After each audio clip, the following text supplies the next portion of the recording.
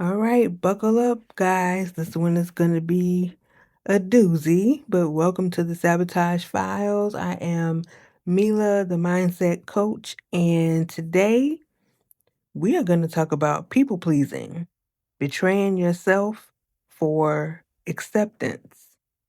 So, people pleasing kind of looks like kindness, right? But it's not.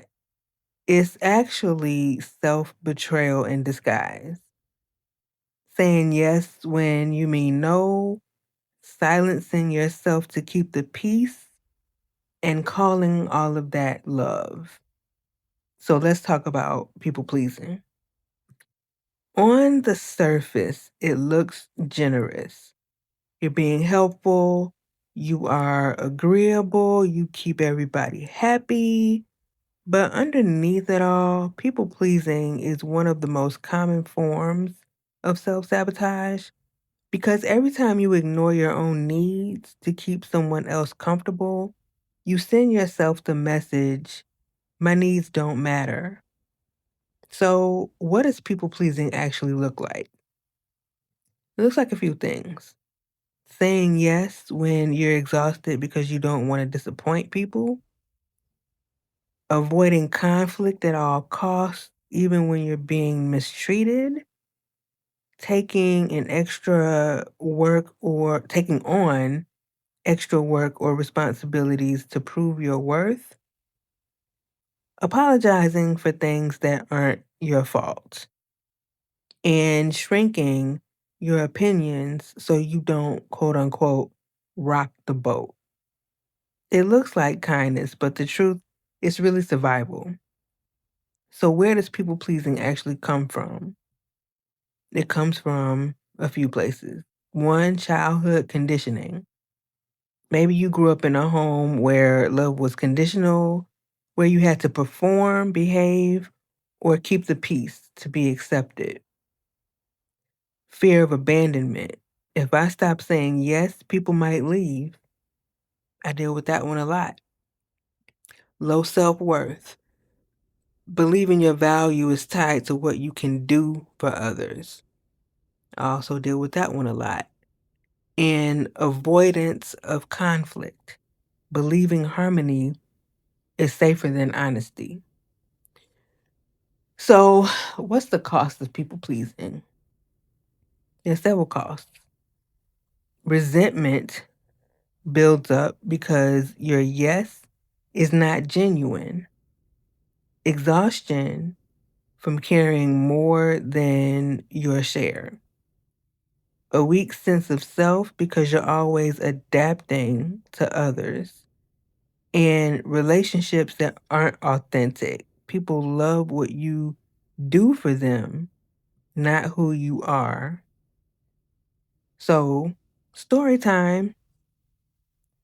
I knew someone who was the dependable one in her family. Whenever there was a crisis, everyone called her. Whenever someone needed money, she was first on the list.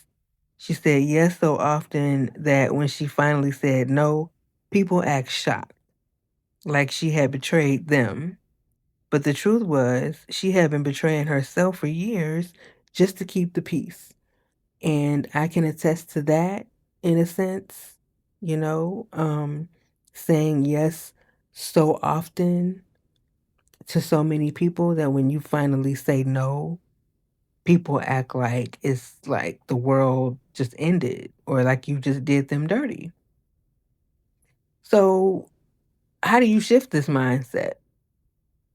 Here are some strategies to get out of the trap of people pleasing because you lose yourself while you're trying to keep, you know, others happy. So here are the strategies. One, pause before you say yes. Understand that instead of automatically agreeing, say, let me get back to you. Buy yourself some time before you decide if it's really a yes. Okay, that's number one. Number two, check your motives. Ask, am I doing this out of love or out of fear? Because that is really real. A lot of times we say yes to people because we're afraid of whatever.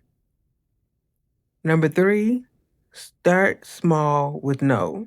Practice saying no to low stakes requests and then build that muscle. Number 4, expect resistance. When you stop people pleasing, some people won't like it. That doesn't mean you're wrong. It means the relationship was built on your compliance, not your truth. And number 5, redefine kindness. True kindness includes yourself. If it drains you, it's not kindness, it's self-erasure. So here's some reflection for you. Ask yourself, where in my life do I keep saying yes when I mean no? Write it down, then ask, what would change if I start saying yes to myself first? People pleasing convinces you that sacrificing yourself keeps the peace. But the truth is, peace built on your silence isn't peace at all. It's actually performance. And you deserve more than that. So if this episode hits home, the next one is definitely for you. We're diving into money mismanagement, the financial form of self-sabotage that keeps you stuck even when you earn more. So thank you guys for joining me and tuning in. Like, share, comment, and subscribe. And I will see you guys back here next time. All right. Take care.